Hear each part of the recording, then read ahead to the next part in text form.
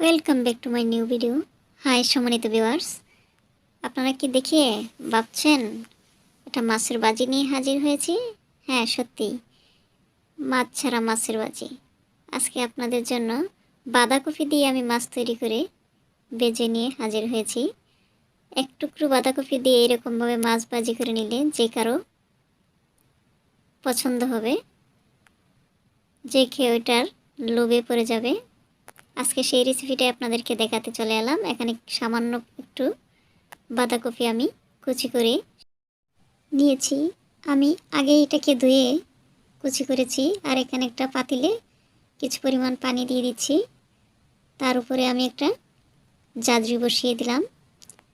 এটার মধ্যে আমি কুচি করে রাখা বাঁধাকপিটা দিয়ে ঢাকনা দিয়ে ঢেকে দিচ্ছি। চুলায় বসিয়ে দিলাম 5 মিনিটের জন্য। 5 মিনিট আমি সিদ্ধ করে নেব। আর এদিকে আমি 4টা কাঁচামরিচ কুচি করে নিয়েছি কিছু ধনেপাতা কুচি, সামান্য পেঁয়াজ কুচি। আর এখানে স্বাদমতো লবণ দিয়ে দিলাম। 2 চা চামচ মরিচের গুঁড়ো দিয়ে দিচ্ছি। সেই সাথে দিয়ে দিচ্ছি 1 চা চামচ হলুদ গুঁড়ো আর সামান্য আদা গুঁড়ো, মশলা গুঁড়ো,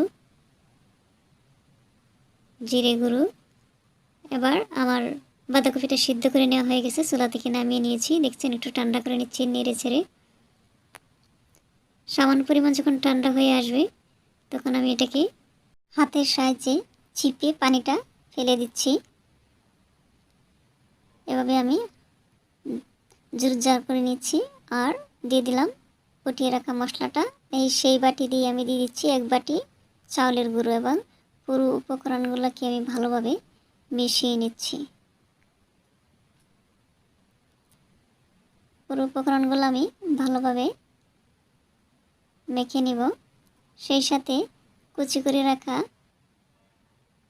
ধনেপাতাগুলো এবং মরিচগুলো দিয়ে দিচ্ছি। এই রেসিপিটা কতটা মজাদার তা আপনারা বাসায় ট্রাই না করলে বুঝতে পারবেন না। সেই সাথে পেঁয়াজ কুচিটাও দিয়ে দিলাম। এবার আমি সবকটা উপকরণ আবারও ভালোভাবে মেখে নেব। কাঁচামরিচের ফ্লেভারটা স্বাদটাকে বহুগুণে বাড়িয়ে দিবে। এবার আমি হাতের সাহায্যে যে কয়টা পিস তৈরি করে নিলাম। এবার 2 হাতে আমি তালুতে ঘুরিয়ে ঘুরিয়ে একটু লম্বা শেপ দিয়ে নিচ্ছি। মাছের মতো করে নিচ্ছি। দেখতেই পাচ্ছেন একটা মাছের পিস যেরকম হয় ঠিক সেরকম তৈরি করে নিলাম। এবার এক সাইডে আঙ্গুলের সাহায্যে একটু ছিদ্রি করে দিচ্ছি, যেরকম মাছের পেটে থাকে। দেখতেই পাচ্ছেন একটা মাছের পিচের মতো হয়ে গেল।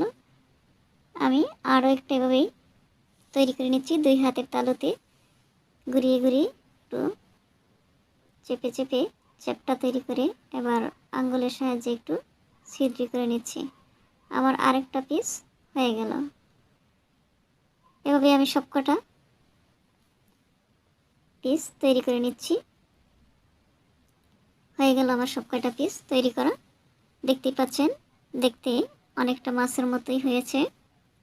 এবার চুলায় একটা ফ্রাই প্যান বসিয়ে তার মধ্যে পর্যাপ্ত পরিমাণ সয়াবিন তেল গরম করে এক এক করে সবকটা পিস দিয়ে দিচ্ছি।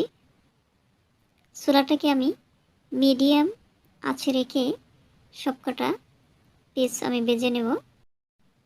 ডুবো তেলে ভাজতে হবে এমনটা নয়, অল্প তেলেও এটাকে সুন্দরভাবে ভেজে নেওয়া যায়। এবার আমি একটু নেড়ে ছেড়ে দিচ্ছি তাওয়াটা ধরে।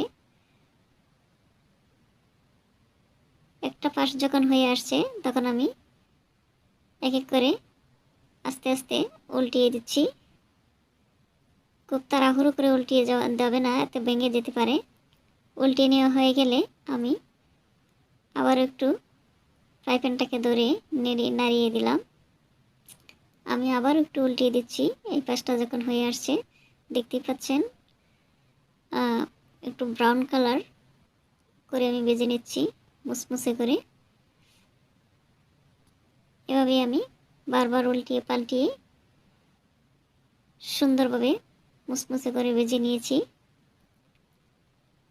দেখতে পাচ্ছেন একেবারে মনে হচ্ছে যেন এক একটা মাছের পিস মাছ ভাজি করে নিয়েছি। আপনাদের যদি আজকের এই ভিডিওটা আমার ভালো লেগে থাকে অবশ্যই লাইক কমেন্ট ও শেয়ার করতে ভুলবেন না। আর যারা নতুন ভিউয়ার্স আছেন অবশ্যই আমার চ্যানেলটাকে সাবস্ক্রাইব করে নোটিফিকেশন অন করে রাখবেন। আর ফেসবুক পেজটাকে ফলো দিয়ে রাখবেন, এতে করে নতুন ভিডিও আপলোড দেওয়ার সাথে সাথে আপনাদের কাছে নোটিফিকেশন পৌঁছে যাবে। আল্লাহ হাফেজ।